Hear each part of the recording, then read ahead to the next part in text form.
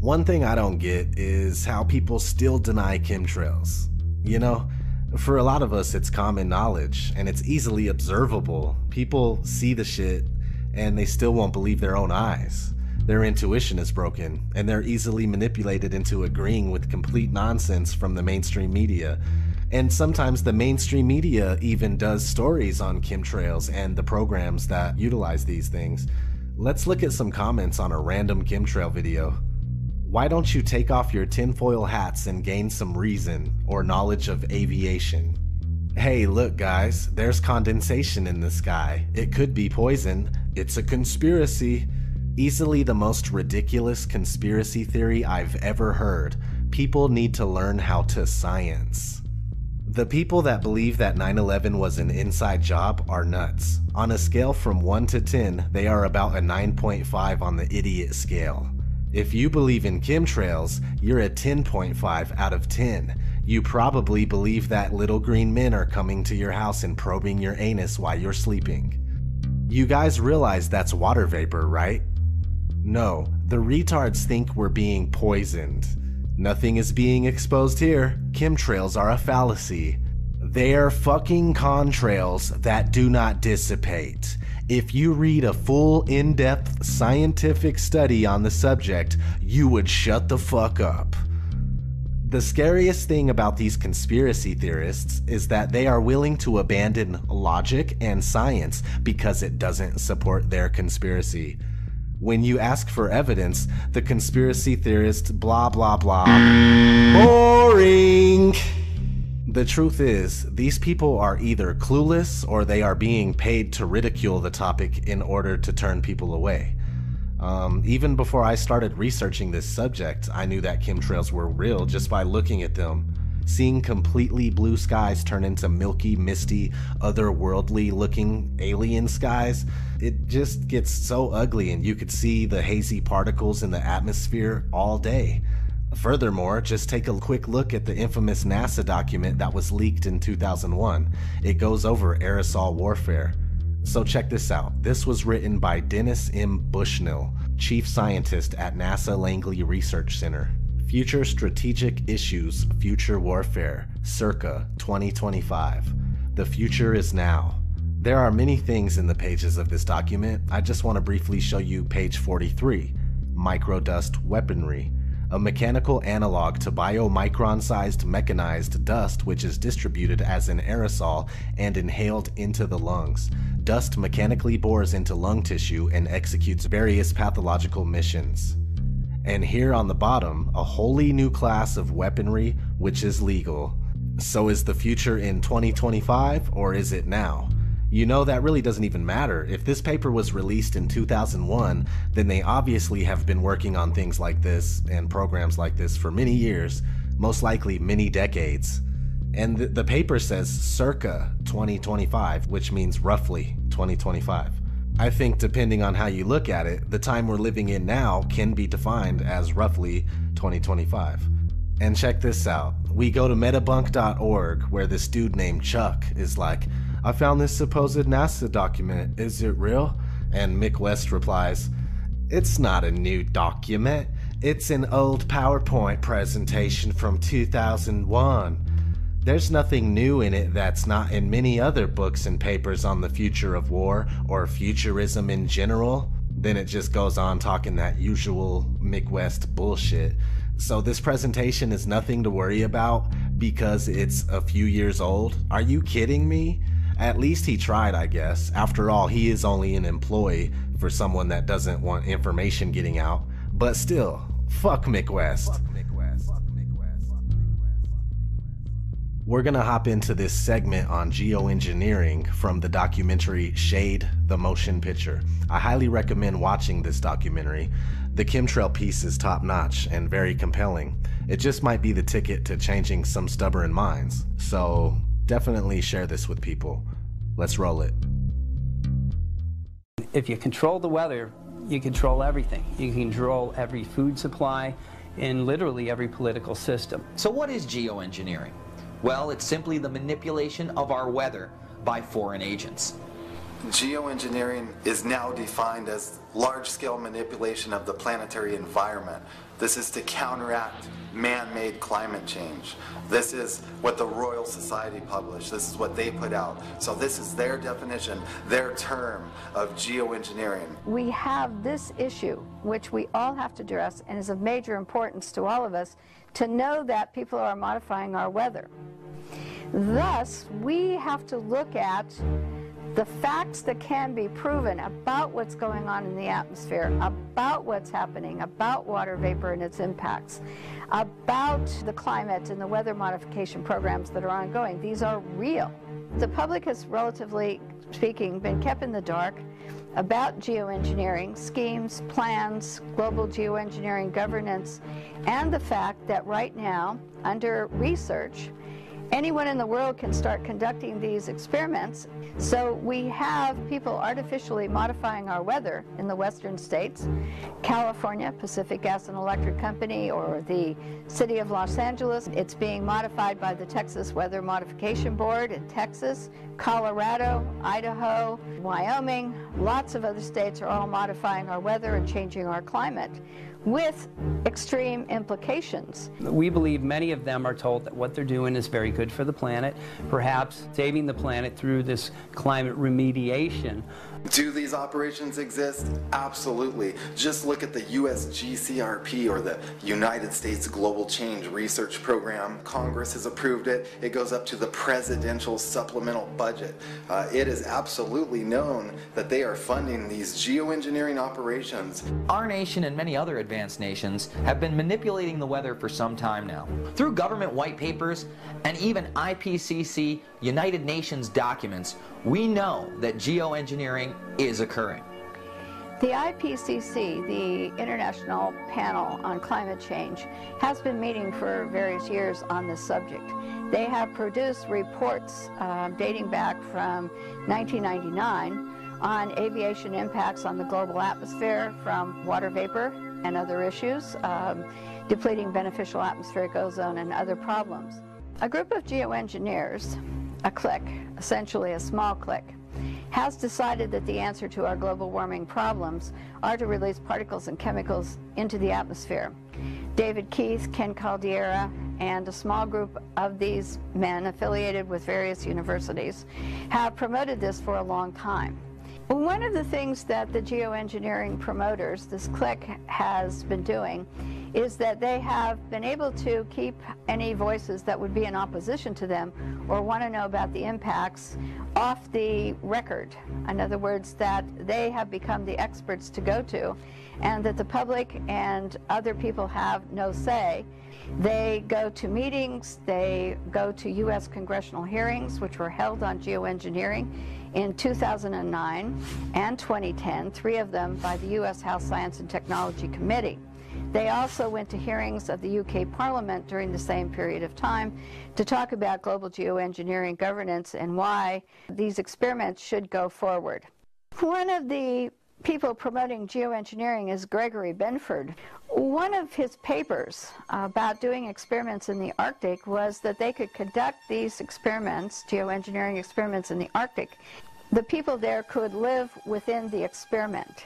And if any harm came to them, it was okay to sacrifice them in that area in order to conduct this research, because the research was very important for them to do. The other thing he noted in an interview was that you could very easily take a little bit of aluminum and a little bit of barium, and you could produce these clouds and have impacts very easily in the atmosphere. You've got to, in a sense, engineer all these so you get the right kind of clouds for the effects we want. It is called geoengineering, fighting global warming by putting a chemical dust in the atmosphere and reflecting harmful radiation back into space. You could use barium oxide, for example, which makes big fluffy clouds. You could use tiny little bits of aluminum, which is benign in the environment, and essentially manage the climate. I was concerned about this attitude that it was okay to do this research, and that we, all of us around the world, should be willing to live in their research experiment. And this is unacceptable. Geoengineer David Keith made a statement a couple of years ago. He said geoengineering gives man godlike power. What we're finding in rain tests now around the world is what people are calling the chemtrail geoengineering footprint of aluminum, barium, and strontium. These metals match a number of geoengineering patents that were actually designed to specifically spray these metals out of airplanes into the sky for the stated goal of cooling the planet. They match what geoengineers deny they're spraying but state that they want to start spraying. If we take ground-based tests, for example, it does not prove the source of the pollution that we're finding in our soils, our air, and our water. It only tells us that something is happening which is not good, that aluminum is increasing, that barium is increasing in soil tests, water tests, and that associated problems are there.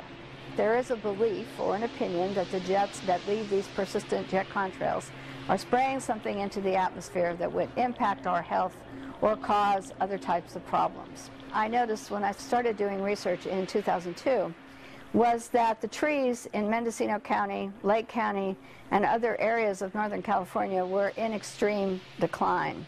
It wasn't from anything we could ascertain because it was whole suites of tree species. That means redwood trees, that means oak trees, that means manzanita, that means Douglas fir. It began to occur to many of us that this decline, killing our trees, is removing a beneficial asset for all of us because the trees provide the oxygen that we breathe. They take in carbon dioxide. The trees are beneficial for maintaining stable climates. They're beneficial for watersheds, for the water we drink and the snow that comes through. All the trees that we have are assets of not only the United States but this world. At this time, there is absolute admissions by NASA that persistent jet contrails and the man-made clouds they produce are having an impact on climate. So when NASA gets involved with the military in atmospheric releases of aluminum oxide, trimethyl aluminum, and other particulates, they know that this will have a reflective quality, that the particles will stay in the atmosphere for some period of time before they come back to Earth, and that this will reduce the amount of direct sunlight reaching the Earth. The one thing we know and can prove is that rocket programs and atmospheric releases from rockets from the military and NASA and other agencies are releasing particles and chemicals into the atmosphere which can have negative effects on us. Some of the same that are said to be released by jets leaving persistent jet contrails. Well, the Air Force has been wanting to control the weather for some time. In fact, they wanted to force multiply storms. They wanted to be able to create droughts, create rainfall. Rainfall didn't exist. In fact, in Bosnia, when they were doing the war in Bosnia, they were actually seeding the clouds so that there would be no fog in the area. There's a military document called Owning the Weather by 2025. That's an expressed interest of our military. Aerosols are required to corporatize and control our weather. What we see in the sky on a regular basis, these long white trails that do not dissipate, they actually form artificial clouds and block the sun, is an expressed goal of geoengineers. Aerosols are discussed in these papers time and time again. So what are these aerosols? They talk about how they need to spray these metal particulates less than 2 microns in diameter into our upper atmosphere to shield us from radiation, and this is supposed to be good for us. David Keith talked about using aluminum oxide to be released by small airplanes or jets, and he talked about having to use water vapor as the medium, whereby an aluminum oxide gas could be sprayed into the water vapor produced by jets, and that the rate of flow, by controlling it, they could control the size of the particles. And the smaller the particle size in controlling this process, the longer these particles would remain in the atmosphere. The metal particulate, which are nanoparticles, they act as what's called cloud condensation nuclei. So when they're introduced into the atmosphere, instead of water, when it evaporates, condensing and forming as clouds, it will actually condense on this metal particulate, and instead of falling as rain, it drifts. At night, those aerosols act as a blanket and they trap heat and actually exacerbate global warming. We've seen a great increase in nighttime highs since these programs have really been ramped up in the past last 10 to 15 years. We know from research recently conducted by Stanford Studies and earlier research by NASA that persistent jet contrails change our climate and our warming areas now, like the Arctic and Alaska, and that aviation impacts, because water vapor is a greenhouse gas, is beginning to increase these temperatures each year dramatically over time. The issue becomes for all of us with water vapor is that it's a greenhouse gas, it's one of the major players in warming, and the jets producing the man-made clouds, according to NASA, are increasing warming. The powers that be do not want to talk about water vapor and its impacts because we could take care of that problem right now very easily by putting restrictions on the amount of water vapor that aviation produces. The small click is not offset with anyone talking about the impacts that these programs would have on air pollution, water pollution, crop production, the reduction of direct sunlight reaching the earth on human health, the reduction of direct sunlight on solar panel power production. A big concern of ours is this: geoengineering programs shred our ozone. Geoengineers are very open about this. Anytime you put particulate aerosols into our atmosphere, it will affect the ozone. We now have a major ozone hole over the northern hemisphere. The chain reaction that occurs begins to reduce the amount of direct sunlight and can reduce photosynthesis, which all crops, trees, plants, and everything need to survive. We now have an issue called global dimming. The Earth is now receiving 20% less sun than it did just a couple of decades ago. So it's of great concern. There's nothing left untouched on the planet that this does not affect. This is referred to in these documents as SRM, or Solar Radiation Management. And what does solar radiation management mean? It means blocking the sun. The USDA estimate that crop loss in 2030 will double due to abiotic stress. What is abiotic stress? Abiotic stress is everything that chemtrail geoengineering programs create. It's the drought conditions, it's heavy metal contamination, it's too much moisture, it's also fungal overgrowth. Because our sun is blocked, we have an overgrowth in fungus, which is destroying a lot of our crop. More molds, mildews, fungus, and pests are able to proliferate because of the warmer temperatures at night caused by the man-made cloud cover produced by the jets. Geoengineers are very open about the fact that geoengineering creates drought. And if you look at the global drought monitor, most of the world now is in drought. Geoengineers state that geoengineering will create droughts in Africa and Asia. Guess what? We have droughts in Africa and Asia. Every day they spray, they are destroying our protective layer. And again, no ozone, no life on the planet. Many people now are beginning to notice that they burn very quickly when they go out into the sun. The reason for that, again, is our protective layer is being shredded every day. No protective layer, no life on this planet. These experiments, and with global weather patterns and with jet streams and all kinds of things, can get out of hand and can have impacts on people worldwide. And they're actually terraforming our planet. That's right, they're terraforming our planet. They're changing the very environment that we live in, and they're making it hard for humans to live in this atmosphere, hard for our plants to live, hard for our animals to live. We are not going to have a future. This is a big issue. Yes, we can geoengineer our atmosphere, but we're also working on geoengineering the oceans with ocean iron fertilization program, which was and has been initiated to show that it's not successful and causes harm to our oceans. We're seeing the ramifications of this geoengineering in our everyday lives. We're seeing soil being polluted with the agents that are being sprayed: barium, aluminum oxide, and strontium. Now what happens is when the chemtrails start to descend upon the Earth, it oxidizes into what's known as aluminum oxide. This acidifies the soil, devastating crops, water. It can go in and actually make so fish can't take oxygen from the water anymore. This causes them, of course, to die.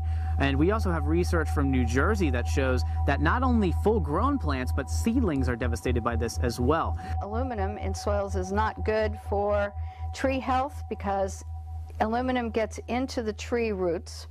and then it prevents the trees from uptaking enough moisture, water, and nutrients to survive. And so it looks like the trees are dying because of lack of water and drought, when in reality, once aluminum is into the root system, they can be dying because they can't uptake the natural things that they need, nutrients and water, in order to survive. The Texas Weather Modification Board has authorized the use of sea salt as a particulate that's used. Well, every time those clouds rain out after they have been seeded with salt, salt reaches the earth. And it's going to have its impact on freshwater systems, marine life, agriculture, crop production, because the more salt in the soil you have, the less productive it becomes. Through the sterilization of our soils and thus the destruction of our crops, natural organic farmers are now having a difficult time growing natural organic food. I mean, we have percolate in the vegetables. We have all kinds of things going on, rocket fuel, gas, all these horrible contaminants, and I can tell you it's from what they're doing in the sky. The chain reaction that takes place will reduce the amount of food that the earth can provide for us, because it changes the soil, changes the pH, and reduces the power generation that plants need, photosynthesis, for growing tall and strong. The concern for many of us is that if these programs continue, we will not be able to grow anything naturally unless it's a Monsanto abiotic stress resistant genetically modified seed. A number of these crops are what are called terminator seeds. They do not regenerate. So year after year after year, the farmer has to go back to Monsanto, which literally puts the farmers in complete debt. The farmers that are not able to recoup their losses due to the flooding, due to the drought this summer, now are selling their crops for pennies on the dollar. There's a company that's owned by George Soros now that is buying up that property, again at pennies on the dollar. That's an objective of Agenda 21. Once these entities have complete control, they can literally control what crops grow, how much grows, how many people get food. These are natural systems. But through the death and destruction of our natural systems, they come in with their solution, which is genetic modification. And in that genetic modification, they literally usurp the authority of nature or the authority of God, and they bring it under the authority of corporations. The sun drives life here on our planet. We need vitamin D3, which nourishes us, produces certain hormones. Vitamin D deficiency is something that's very common now. It reduces the amount of direct sunlight that hits our skin when we're outdoors, causing a lack of vitamin D in humans. This lack of vitamin D from this man-made cloud cover and these reflective particles leads to human health problems, which are already being identified in the United States. One of them, in recent years, has been the advance of rickets, which is almost an epidemic proportion. Not since the time when children were forced to work in coal mines at the turn of the century, instead of going to school and being outdoors during the day, have we seen an epidemic of rickets like is occurring across the United States at this time. We have aluminum, which we know is linked to Alzheimer's, Parkinson's, dementia, other neurological disorders. We have seen aluminum-related illnesses go through the roof in Riverside County. We've had over 260% increase. We have autism, ADD, and again, Alzheimer's, all going through the roof. Aluminum, according to the physicians that we've spoken to, actually builds up in the body, so it will accumulate, and if it's not flushed out or chelated, it will compromise the health of an individual. Barium compromises our immune system. What this means is that after barium exposure, you're actually more prone to virtually all diseases across the board. We have seen respiratory mortality go from number 8 down to number 3 in the past 6 years. The day-to-day breathing in of these heavy metals will impact our health in a very negative way, leading to cancers and a number of other illnesses. We do know from studies that putting sulfur up means that it's going to come back down. And in the state of California, it is noted that sulfur can cause reproductive toxicity. And the state of California is required by law to notify the public of any chemicals that can cause cancer or reproductive toxicity, and sulfur is definitely on this list. So these programs are dangerous to us and should be controlled, and the public should be more informed, and that no individual corporation should be able to conduct these programs without public oversight and public consent. And this is a major issue that we're going to be facing in the future more and more. For your information, geoengineering, also known as chemtrail, is taking place globally, and there are millions of people, scientists, doctors, that know what's going on. Has anybody been looking at the skies here today? Because it went from clear blue for many days, and now we've got crisscrosses all over the sky. My barium was 150 in February. Now it's 190. I also have low blood platelets, which is a problem with clotting, okay? I also have rainwater. If anybody would like to volunteer to drink some. Anybody want to drink some rainwater? It has aluminum in it. And I'm going to tell you how much it has in it. 321 parts per billion, 7.4 for barium, and 5.5 for strontium. Trevor Bajoria of the Department of Environmental Quality says this is safe to drink. Anybody want to drink some? I don't. I stay at home. I am disabled and getting more disabled because of what is in our atmosphere. Excuse me, sir, but your time's up. Well, extend it. You can extend it. Okay, she spoke for 20 minutes with a high school chemistry class. There's a lot more information out there than that. This is terrible, and you are all being affected by this, and you better wake up, look up, and realize what's being dumped upon us. This is for real. Our own government, the United Nations, is making us sick, and you better wake up. Thanks for the extra time, okay? Thank you. I want some answers in writing. Thank you. A lot of people like to say, well, no, it's not from chemtrails, it's not from air traffic. If that's the case, fine. Where are the toxins coming from? We need to know this. All of us need to know this because it's in our blood. It's in your kid's blood. It's in your blood. It's in your hair. It's in your bones. The point is we all live in different households. We live in different parts of the county. Some live also in different parts of the state. We have a couple from Phoenix. We drink different water because the first thing they were trying to throw at us, oh, it's in the water. I did immediately a test. I paid for out of my own pocket to see my water if there was any barium. The water is completely clean. No barium at all. The health department put on a little dog and pony show here locally, trying to, in my opinion, placate the public and try and explain where barium might come from, other sources like Brazil nuts, which I don't eat. The county tried to discredit us, say, okay, this is in some sort of a magic food, like nuts from Brazil or stuff like that. Come on. First of all, I eat my own food, I grow my own food, and we all eat from different households. We don't live in a commune, okay? So forget the food. I'm not surprised. I mean, let's look at the history. In the last 100 years, it's been proven and completely declassified information. They've been experimenting on people without their consent or will or knowledge.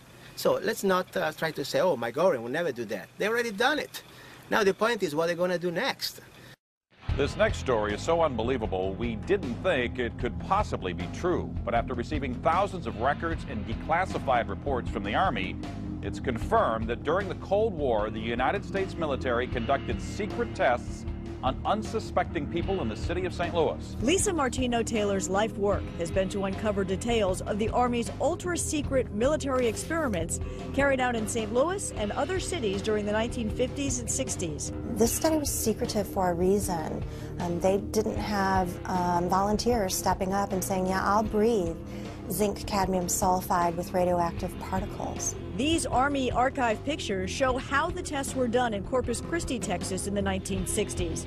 In Texas, planes were used to drop the chemical, but in St. Louis, the Army placed chemical sprayers on buildings and station wagons. City officials were kept in the dark about the tests. The Cold War cover story was that the Army was testing smoke screens to protect cities from a Russian attack. The truth, according to Martino-Taylor, was much more sinister. After enough time goes by, the truth either gets completely hidden or it gets exposed, but still nobody does anything about it. We have to do something about this. Alright, so if you watched all of that, I really appreciate it. I'm going to end this video with a clip of a video that I found on the Of Geometry channel entitled Pilots, Doctors, and Scientists Tell the Truth About Chemtrails. Check out that channel for some good chemtrail videos. As always, this is ODD TV. Thanks for watching. Aircraft making a condensation trail is very similar in many ways to when you go outside on a cold day and exhale. You create a condensation trail. That little cloud is a condensation trail. Now, if you take a 2-mile walk on a cold day and you can turn around and you can see your condensation trail tracking all the way back for 2 miles. That's how crazy it is to think that what we're looking in the sky is actually condensation trails. The contrails, not the chemical, the contrails occur because of cold air, minus 30.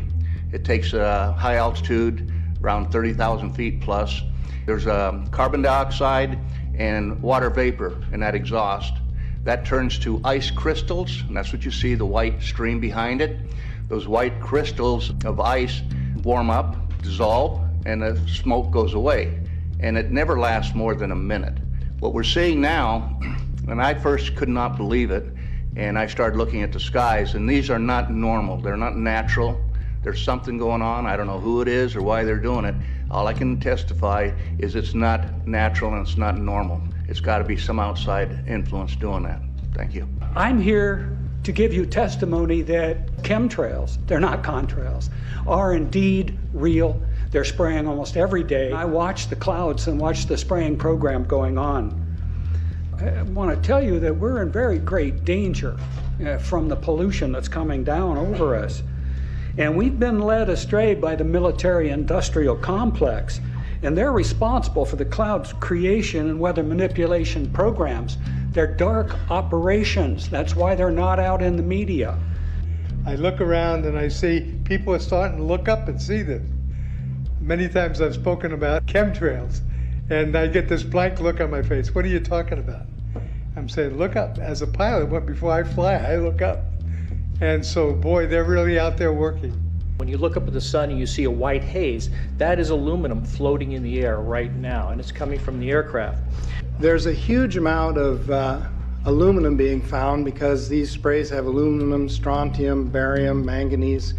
And there's a lot of argument that aluminum is very common to be found, but aluminum is only common in a bonded form. It's not common in a free form, and we're finding high rates of free aluminum in the soil, which is not natural. The metal compounds that are being used are environmentally dangerous. We need to be monitoring them. We need to be testing them. Okay, these previous guys, I've watched exactly what they do, and yes, they are correct. I've seen exactly the same stuff, so ditto marks on those. You want some figures? Okay, latest water test, tested the rain. 13,100 micrograms per liter of aluminum in the rain in 2013. Normally, it should be 0. Don't forget to subscribe.